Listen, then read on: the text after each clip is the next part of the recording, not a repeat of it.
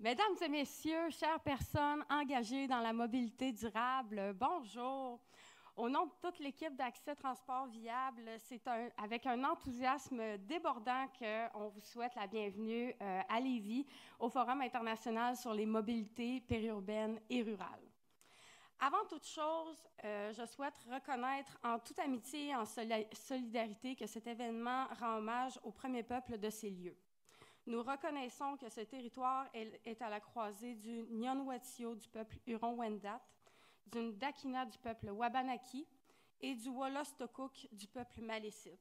Et nous honorons nos relations passées, présentes et à venir entre ces peuples et tous les autres peuples de la communauté de Lévis.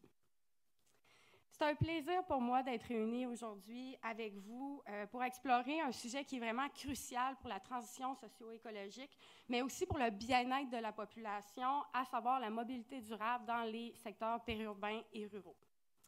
Je me réjouis aujourd'hui de voir de nombreuses personnes issues du secteur académique, du secteur communautaire, du milieu professionnel en aménagement et en mobilité.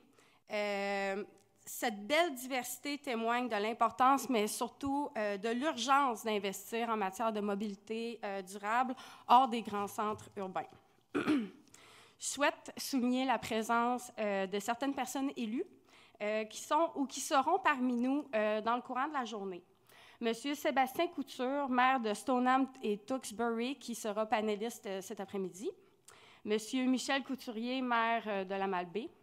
Monsieur Jacques Poulain, maire de Fossambeau-sur-le-Lac, Madame Maude Mercier-Larouche, conseillère municipale du district Saint-Louis-Sillery à Québec, membre du comité exécutif et présidente du réseau de transport de la capitale, Monsieur Alexandre Fallu, conseiller municipal du district Chris-Roy, ici à Lévis, Madame Martine Javella, conseillère municipale des cantons d'Orford, Monsieur Philippe Cousineau-Morin, conseiller municipal de Saint-Germain à Rimouski, qui sera également panéliste cet après-midi, et Madame Audrey Santerre-Crête, représentante de Monsieur Étienne Grandmont, député de Tachereau à l'Assemblée nationale du Québec.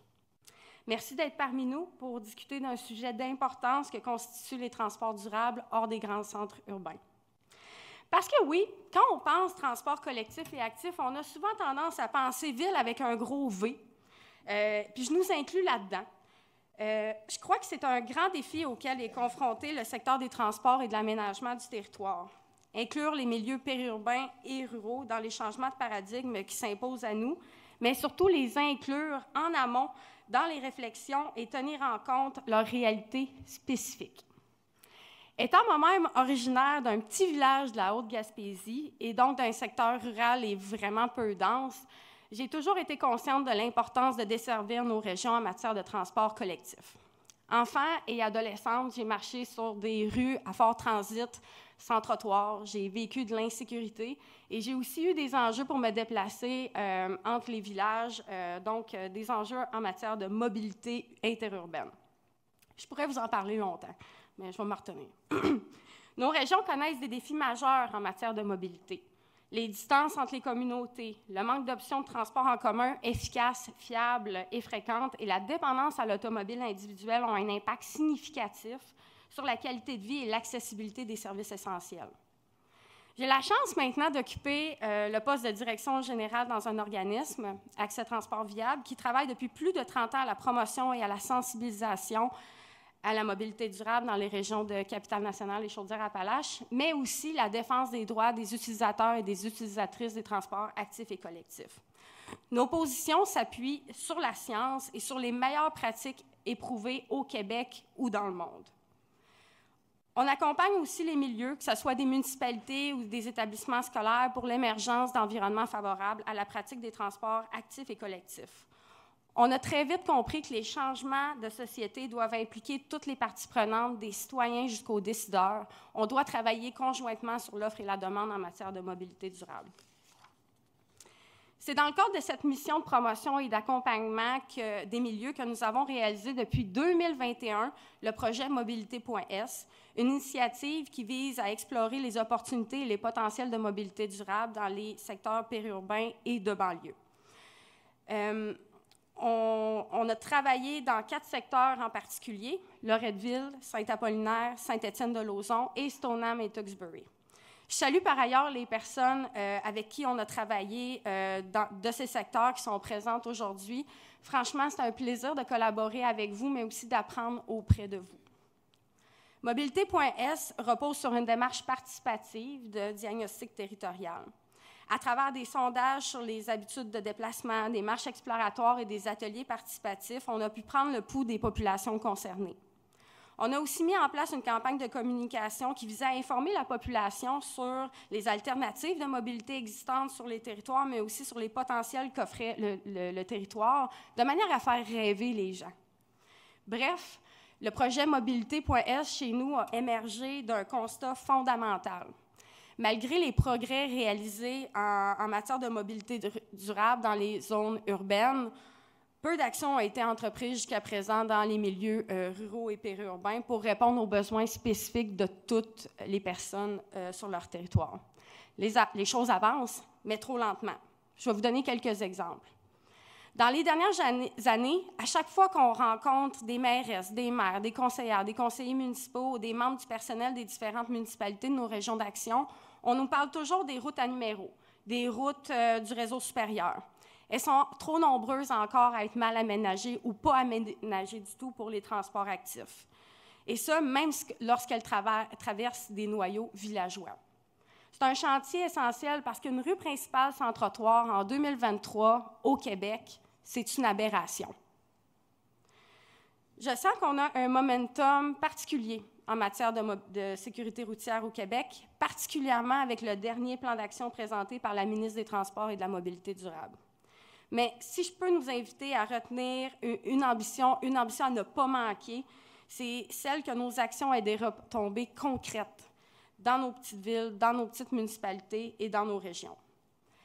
Parce que parmi les 27 000 personnes piétonnes blessées, les 650 personnes piétonnes décédées sur nos routes depuis 10 ans, dans 75 % des cas, on était à l'extérieur de la grande région de Montréal. 75 % des cas. On ne parle donc pas d'un enjeu qui est spécifiquement urbain, on parle vraiment d'un enjeu national. Je pense aussi au transport collectif et à leur financement, notamment par le PADTC, Programme d'aide au développement du transport collectif, sur lequel il y a clairement du travail à faire. On a beaucoup de gens dans l'écosystème de la mobilité qui sont super motivés à développer des services de transport en commun en région. Mais j'en entends souvent parler, les expériences de plusieurs gestionnaires qui disent recevoir des nouvelles, des réponses pour leur financement en novembre pour l'année qui est en train de tirer à sa fin. C'est vraiment difficile de planifier, non seulement le maintien de nos services, mais surtout leur développement quand on n'a pas de prévisibilité et quand on n'a pas de moyens financiers à la hauteur de nos ambitions. Sans compter que l'industrie est confrontée à des défis immenses, la pénurie de main-d'œuvre rend le recrutement difficile. Vous savez tous et toutes mieux que moi. Les transports adaptés ne suffisent pas à répondre à la demande. L'inflation touche tous les fournisseurs de services et ça fait exploser les coûts à tous les niveaux. Lorsque je vois qu'on coupe des services comme la ligne d'autobus Saint-Georges-de-Beauce-Québec l'an dernier, je ne peux pas m'empêcher de penser qu'on doit faire mieux. Il faut relever la barre. Alors aujourd'hui, on vous propose de réfléchir collectivement sur ces enjeux, mais surtout sur les solutions, parce qu'il y en a. Je pense à la régie intermunicipale de transport mise en place en Gaspésie-de-la-Madeleine, mon coin, dont on parle souvent et qui sera abordée plus tard aujourd'hui. Je pense aussi au Flexibus, mis en place par le RTC dans la région de Québec, un transport à la demande qui dessert spécifiquement les banlieues. Je pense au nombre croissant de milieux qui nous contactent pour parler de sécurité routière, de sécurité piétonne et des façons d'encourager la marche. Je pense à toutes les municipalités de petite, de moyenne taille qui se dotent de réseaux de pistes cyclables utilitaires pour encourager la pratique du vélo régulier ou du vélo électrique. Tout ça, sachant qu'un déplacement moyen qu'une personne parcourt au Québec pour se rendre au travail est de 7,7 km, une distance qui prend moins de 30 minutes en vélo électrique. En somme, avec le projet Mobilité.S, notre équipe aspirait à catalyser un changement positif et durable dans la manière dont les communautés périurbaines envisagent et abordent la mobilité. On vous présente aujourd'hui une programmation inspirée de notre expérience terrain et des assises scientifiques du projet. Trouver des solutions adaptées à la mobilité périurbaine et rurale est d'une importance capitale.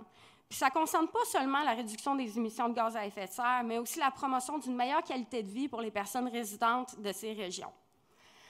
Avoir un déficit de mobilité, c'est tragique parce qu'on devient carrément invisible, en fait, dans l'espace public. On est confiné à la maison, un peu comme ce qu'on a vécu pendant la pandémie, un confinement. Et quand on vit en région et qu'on vit un déficit de mobilité, c'est très dramatique.